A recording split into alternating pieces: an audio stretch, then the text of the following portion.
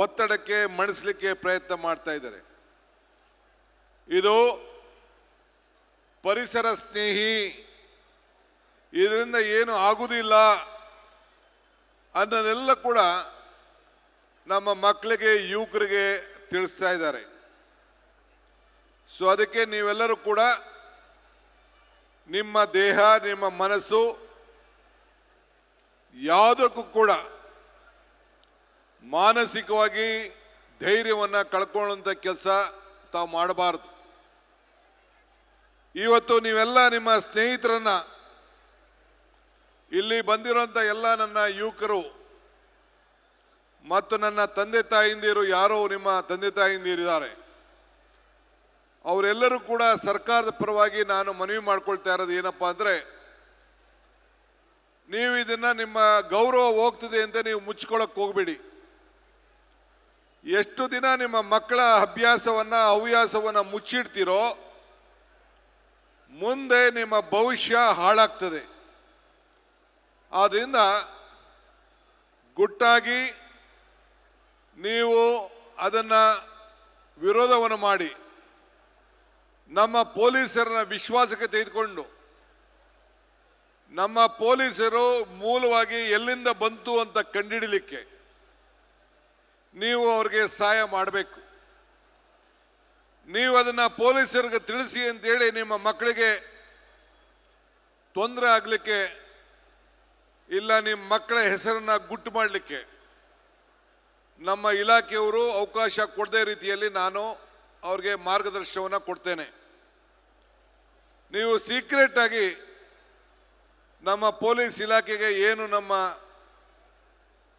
ಗುಪ್ತವಾದಂಥ ಮಾಹಿತಿಯನ್ನು ಕೊಟ್ಟರೆ, ನಾವು ಎಲ್ಲ ಪೋಷಕರಿಗೆ ಮತ್ತು ಮಾಹಿತಿಯನ್ನು ಕೊಟ್ಟವರು ಕೂಡ ಬಹುಮಾನ ಕೊಡುವಂಥ ತೀರ್ಮಾನ ಕೂಡ ಈಗಾಗಲೇ ನಮ್ಮ ಇಲಾಖೆ ತೀರ್ಮಾನವನ್ನು ಮಾಡಿದೆ. ಆದ್ದರಿಂದ ನೀವು ಜಯಗಳಿಸಬೇಕಾದ್ದು ನಿಮ್ಮ ಕುಟುಂಬ, ನಿಮ್ಮ ಪರಿಸರ, ನಿಮ್ಮ ಊರು, ನಿಮ್ಮ ರಾಜ್ಯ. ಇವತ್ತು ಇಡೀ ಭಾರತ ವಿವಿಧ ರೀತಿಯಲ್ಲಿ ಆಲೋಚನೆಯನ್ನು ಮಾಡ್ತಾ ಇದೆ. ನಾವು 2028ಕ್ಕೆ ನಮ್ಮ ಕರ್ನಾಟಕ ರಾಜ್ಯದಲ್ಲಿ ನಶಮುಕ್ತ ಕರ್ನಾಟಕವನ್ನು ನಿರ್ಮಾಣ ಮಾಡಬೇಕು ಅಂತೇಳಿ ಈಗಾಗಲೇ ಪ್ರತಿಜ್ಞೆಯನ್ನು ನಾವು ಮಾಡಿದ್ದೇವೆ. ಸೊ ಅದಕ್ಕೆ ಈ ದಂಧೆಯನ್ನು ನಾವೆಲ್ಲ ನಿಲ್ಲಿಸಬೇಕಾಗಿದೆ. ಡ್ರಗ್ ಮುಕ್ತ ಕರ್ನಾಟಕ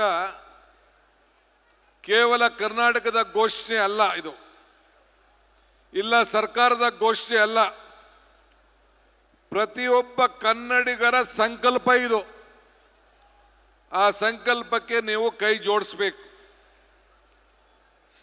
ಇದೊಂದು ದೊಡ್ಡ ಸಾಧನೆ. ನಾವೆಲ್ಲ ಮನುಷ್ಯರಾಗಿ ಹುಟ್ಟಿದ್ದೇವೆ. ಸಾಧನೆ ಇಲ್ಲದೆ ಸತ್ತರೆ ಸಾವಿಗೆ ಅವಮಾನ. ಆದರ್ಶ ಇಲ್ಲದೆ ಬದುಕಿದರೆ ಬದುಕಿಗೆ ಅವಮಾನ. ಸೊ ಹಂಗೆ ಇವತ್ತು ನಾವೆಲ್ಲ ಆದರ್ಶದ ಬದುಕನ್ನ ನಾವೆಲ್ಲ ಜೀವನವನ್ನು ಸಾಗಿಸಿ ನಾವು ನಾಳೆ ನಮ್ಮ ಭವಿಷ್ಯವನ್ನು, ನಮ್ಮ ಕುಟುಂಬದ ಭವಿಷ್ಯನ ನಿರ್ಮಾಣ ಮಾಡಲಿಕ್ಕೆ ನಾವೆಲ್ಲರೂ ಕೂಡ ಹೋರಾಟವನ್ನು ಮಾಡಿ ಪ್ರಗತಿಯ ಸಾಧನೆಯನ್ನು ಮಾಡಬೇಕು. ಸೊ ಅದಕ್ಕೆ ಈಗಾಗಲೇ ನಮ್ಮ ಯುವ ಸಚಿವರಾದಂಥ ನೂತನ ಹೋಮ್ ಮಿನಿಸ್ಟರ್ ಪ್ರಿಯಾಂಕ್ ಖರ್ಗೆ ಅವರು ಈ ಜವಾಬ್ದಾರಿಯನ್ನು, ನಮ್ಮ ಗೃಹ ಇಲಾಖೆಯ ಜವಾಬ್ದಾರಿಯನ್ನು ತೆಗೆದುಕೊಂಡು ಮುನ್ನಡೆಸ್ತಾ ಇದ್ದಾರೆ.